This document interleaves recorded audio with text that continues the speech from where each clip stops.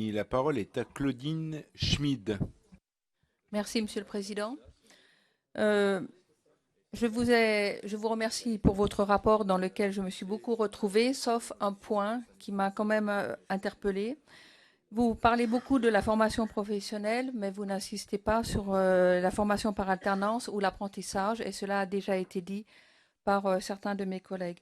Moi, ce qui m'interpelle, c'est dans vos objectifs, quand vous mentionnez que 80% d'une classe d'âge accède au niveau du baccalauréat et que bon, il y en a 71% qui y accèdent réellement, mais l'objectif est à 80%. Il ne vous a pas échappé que dans des pays voisins, c'est exactement le contraire. C'est même pas 20% d'élèves qui ont le baccalauréat et 80% qui font l'apprentissage. Alors, et tous ces jeunes sont, j'estime, équilibrés. Je dis équilibrés dans le sens de valoriser.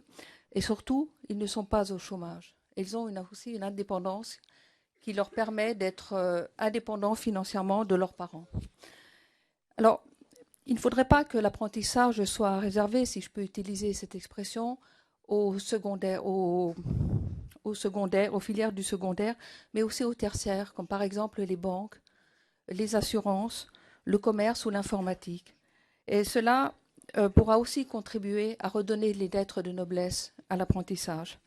Alors ma question est la suivante. Qu'allez-vous préconiser pour développer l'apprentissage et surtout qu'il ne soit pas orienté uniquement vers ceux qui sont en difficulté scolaire, car parfois il faut être bon en maths pour faire un apprentissage en informatique. Je vous remercie. Merci.